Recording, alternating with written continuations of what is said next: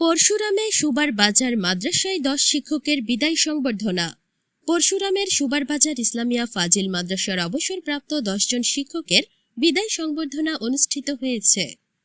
শনিবার 26শে এপ্রিল মাদ্রাসা মাঠে অতিরিক্ত জেলা ম্যাজিস্ট্রেট ও মাদ্রাসার গভর্নিং বডির সভাপতি মঞ্জুর আহসানের সভাপতিত্বে এতে উদ্বোধনী বক্তব্য রাখেন মাদ্রাসার অধ্যক্ষ মাওলানা মোহাম্মদ সাদেক। বিশেষ অতিথি ছিলেন উপজেলা নির্বাহী কর্মকর্তা ইউএনও আরিফুর রহমান, পরশুরাম মডেল থানার ভারপ্রাপ্ত কর্মকর্তা ওসি মোহাম্মদ নুরুল হাকিম ও ফেনী আল জামিয়াতুল ফালাহিয়া মাদ্রাসার অধ্যক্ষ মুফতি মাওলানা ফারুক আহমেদ, জাতীয় নাগরিক পার্টির সংগঠক আব্দুল কাদের মিনার নাহিদ রাব্বি। প্রধান বক্তা ছিলেন মাদ্রাসার গভর্নিং বডির সদস্য শাহেদ আমান চৌধুরী।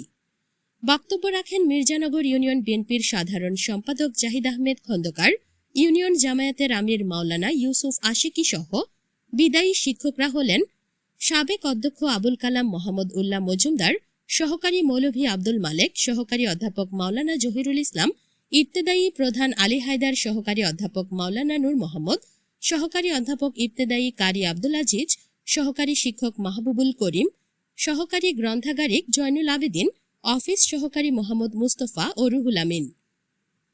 সংবর্ধনা অনুষ্ঠানে বিদায়ী শিক্ষকদের ক্রেস্ট সহ বিভিন্ন উপহার সামগ্রী তুলে দেওয়া হয়। অনুষ্ঠানে মাদ্রাসার শিক্ষক, শিক্ষার্থী, গণ্যমান্য ব্যক্তিরা উপস্থিত ছিলেন। News desk, Parshuram daily news, PDN 24।